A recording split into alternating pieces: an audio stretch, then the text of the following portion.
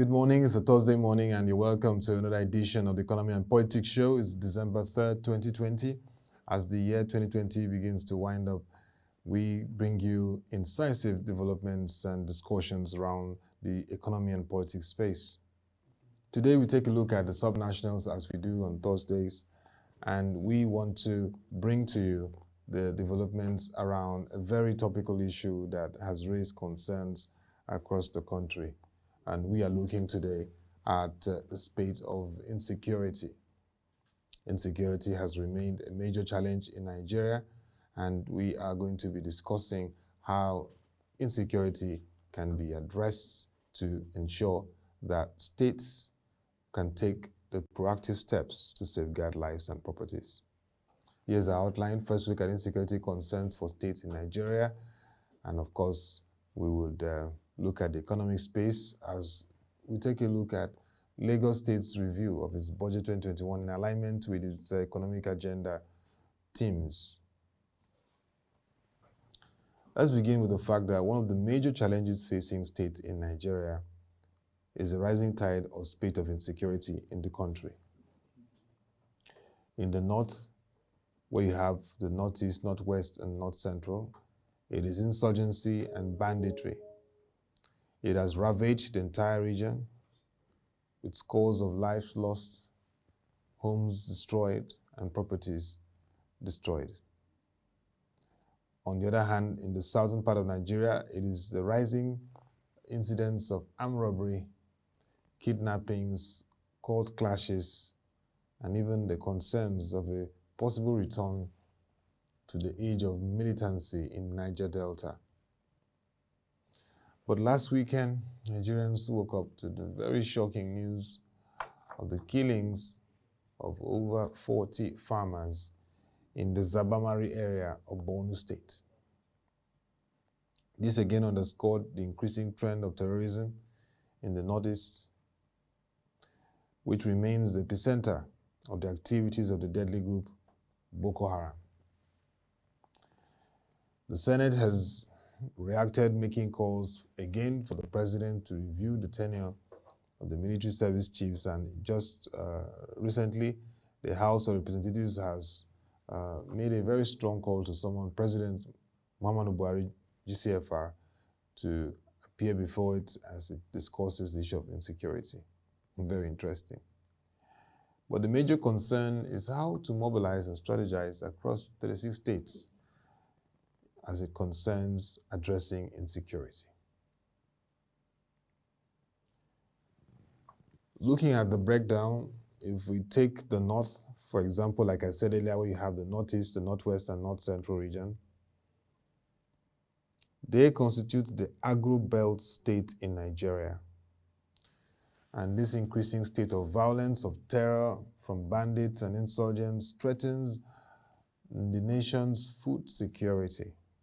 As we see in recent times, we've been having some challenge in movement and distribution of the food stuffs and materials that are majorly produced in the north. For the south, from the south-south to the southwest and southeast, the kidnapping, clashes between cults, and rising cases of armed robbery are threatening Nigeria's economic space. Because from the south side, we have major revenue in the oil and gas operations. Southwest is like the economic nerve center, the industrial zone, the commercial hub. And of course, the southeast is also another huge and big trading and investment hub. So when you combine the effects of all this, it threatens the economy. This therefore brings to the fore the need for proactive steps to secure the nation, but this time placing more emphasis on states and also leveraging its regional networks. The efforts of the service chiefs, when we mean service chiefs, the military service chiefs responsible for all the strata and layers of the military, from the Army to the Air Force to the Navy and the police chief. The efforts are appreciated in terms of trying to tackle the situation.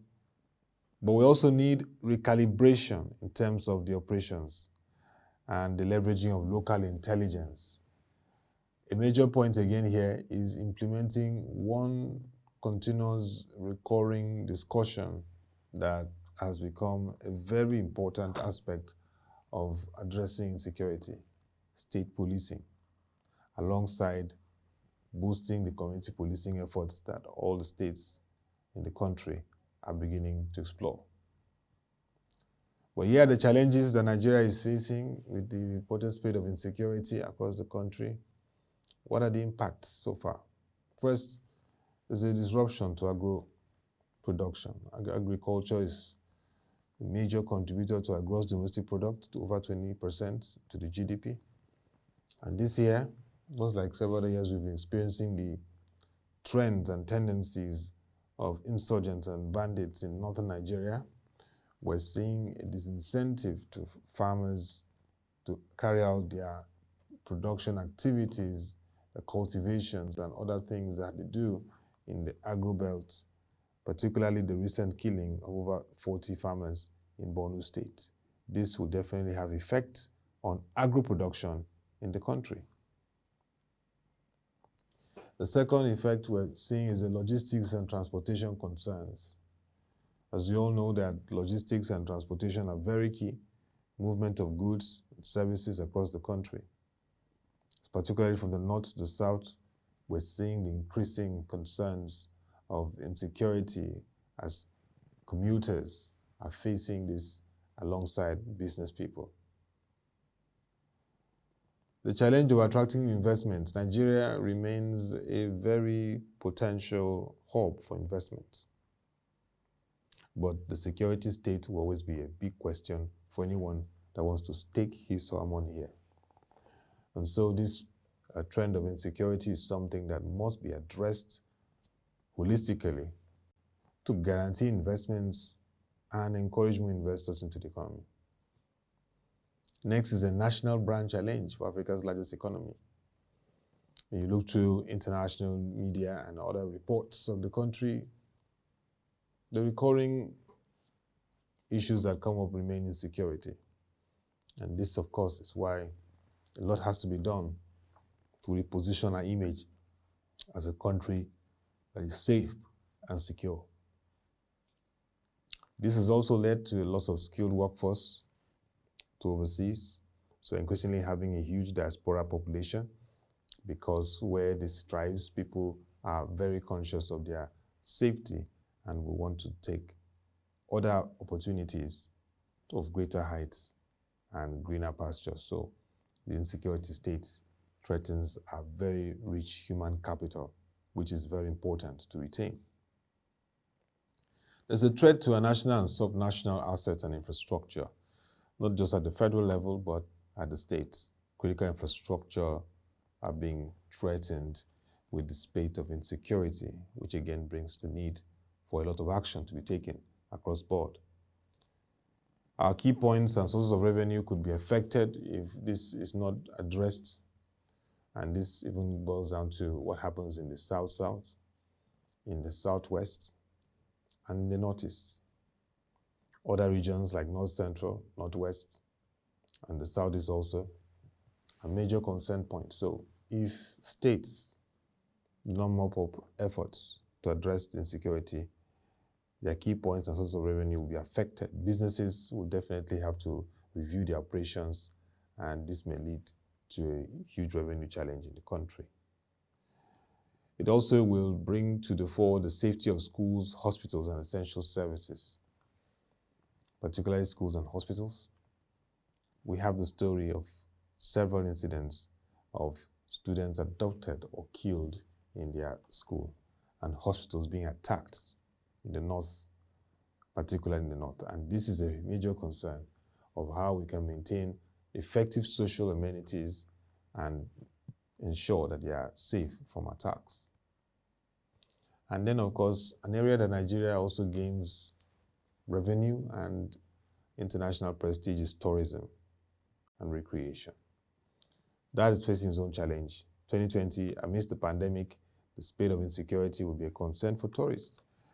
And this again brings to the fore why the state of insecurity needs to be addressed. The northern region of Nigeria has very lovely scenery and beautiful resorts, but the state of insecurity has to be addressed to assure tourists also, apart from the southern part of Nigeria, they can also visit nice tourist attractions in the north. So this is the effect of the growing state of insecurity, and it's something that the subnational governments working with the national governments must address. But let's take a look at some of the points we raise as the way forward. What should be done as we continue to address this issue? There are suggestions. Even the governor of Borno State, Professor Babagana Zulum, was suggesting an option of deploying mercenaries. Several quarters have supported it, other quarters are skeptical about it, but suggestions are beginning to come in on how to address the insecurity situation, particularly in the north. The first from our stable is the need to strengthen the multinational joint military task force operations in the northeast. This has to do with operations joining with other neighboring countries and their military forces, because what happens in Nigeria also affects Chad, Niger, and Cameroon. So we need to strengthen the operations amongst these countries to ensure that we can really ramp up and tackle the activities of the insurgents, which has really ravaged northeast Nigeria. Next is the proactive step by the Nigerian Governors Forum to set up a security intelligence committee that could have 4 governors in that committee that have interface with military service chiefs. There needs to be this interface, situation room, and continuous interaction on what's happening in efforts to guarantee security across all the states in the country. The need to revisit the state policing and strengthening the joint civilian task force and other security outfits across states is now very important. Whatever provision that has to be taken, constitutional level, the state policing efforts has to take root, because here the governors, who are the chief security officers, would take no responsibility in ensuring that they have a coordinated security infrastructure to work with to guarantee security of their states. A lot of states now have their security outfits, and it's very important that they work with these networks and other key military formations to secure their territory. Now is the time for this effort, and we hope that there will be some level of proactive steps in reaching this, because the stem of insecurity is so high. It's really, really a major concern.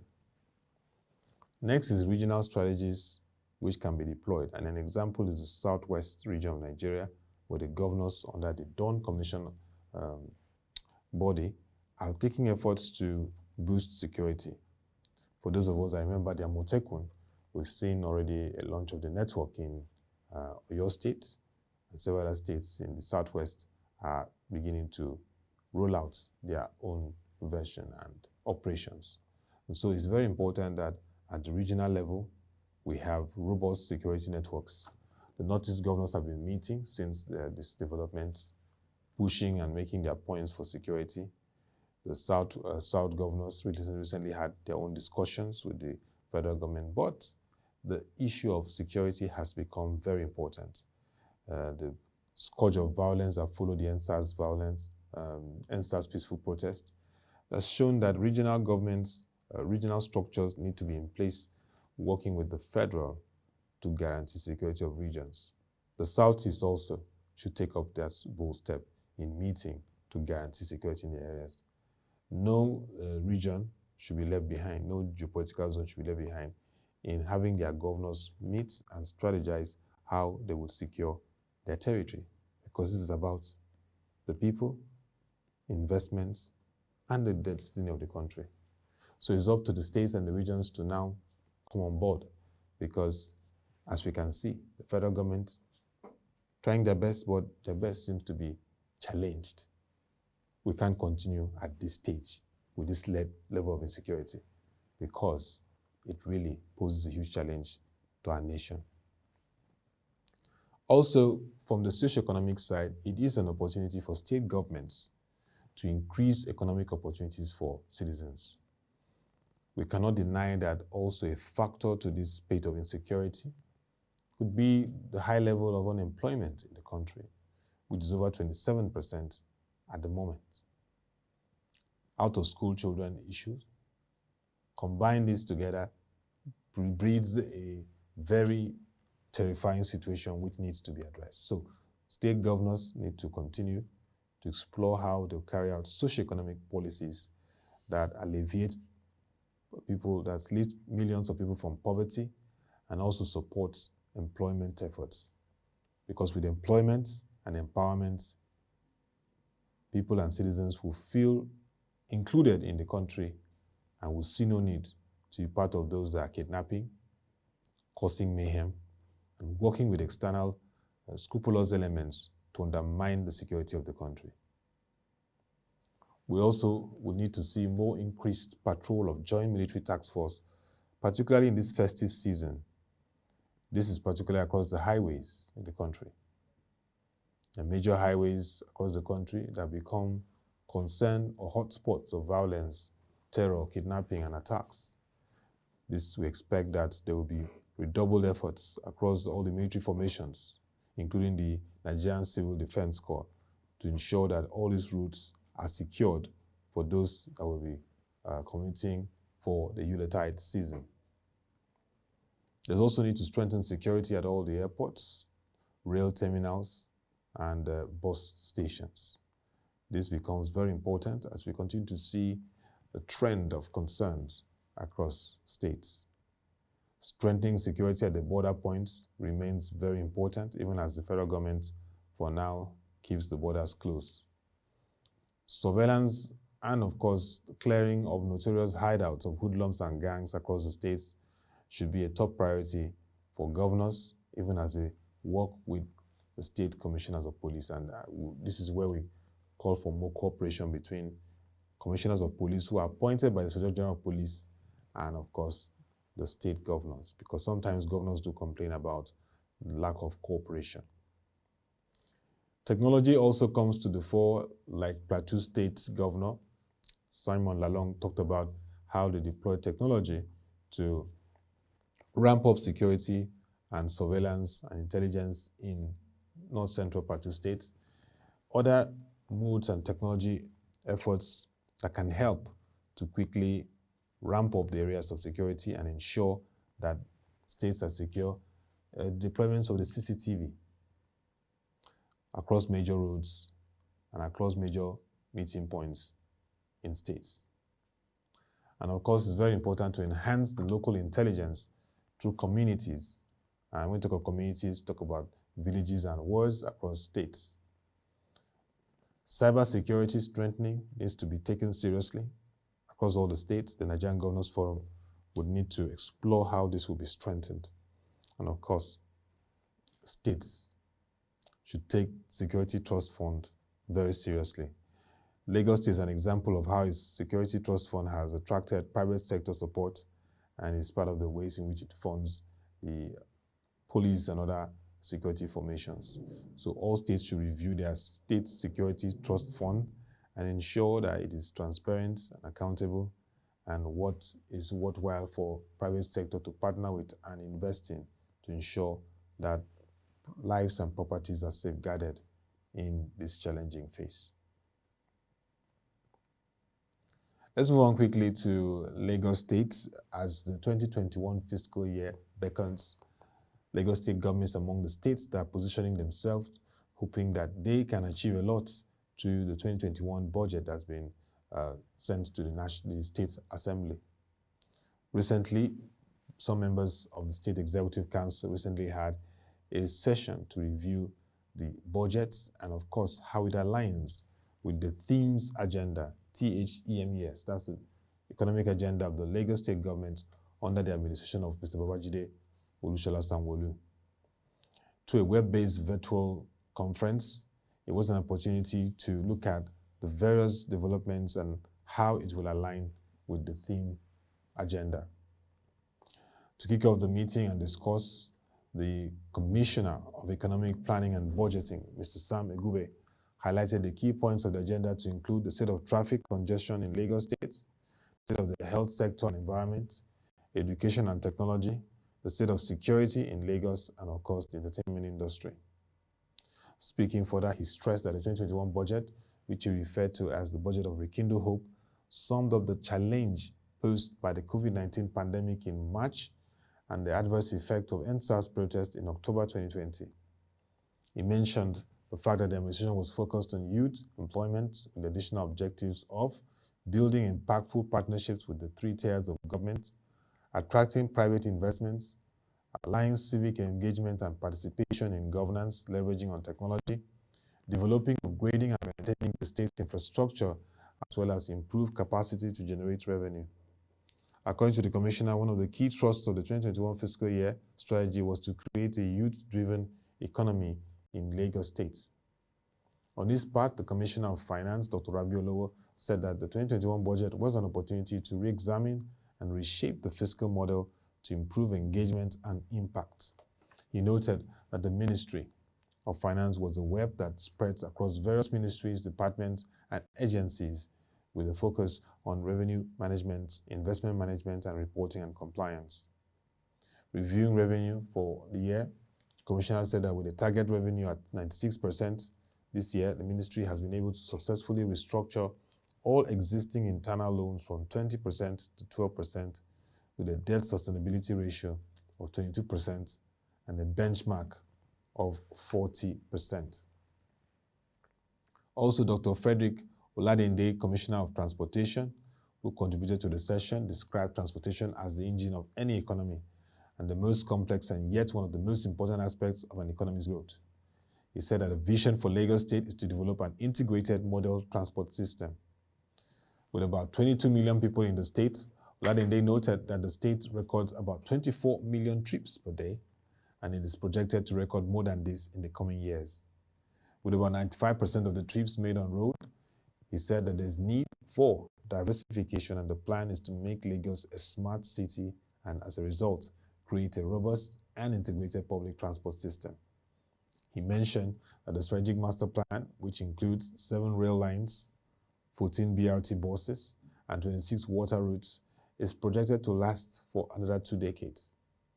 Dr. Ladende also mentioned other modalities to consider, which include a ticketing system to be used for all modes of transportation, credible information about all modes of transport, and inclusion of all locations in Lagos State. He also reviewed the effort of the administration in traffic management and mentioned that the state's network, which was initially developed for a population of about 3.5 million people, now caters for about 22 million people, resulting in bottlenecks.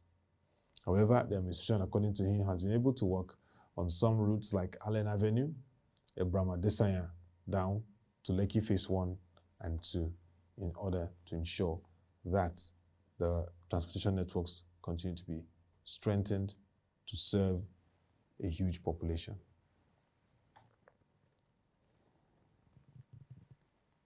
And that'll be all for this edition of the Economy and Politics Show. You can join our website, www.pro-shenji.com, to watch our videos, read our news reports and analysis and stories. Don't forget that also in this period, you can send your comments and views on our conversation and topics, particularly in insecurity. Considering the rising tide of insecurity and concerns raised across the country, what can states do to ensure that this trend is addressed holistically? What ideas are very plausible at this time? Send your views and comments to news@pro-shenji.com. We're glad to receive them and respond to you appropriately. You can also, on our website, go to the right hand of the bar, and when you click on states and local governments, you get updates on what's happening at the state level and even local government level. This is wishing our viewers a very interesting remaining part of the day, and hope to have you join us once again for an interesting conversation on the Economy and Politics Show. Till you come your way again, thank you for watching. Have a nice day and stay safe.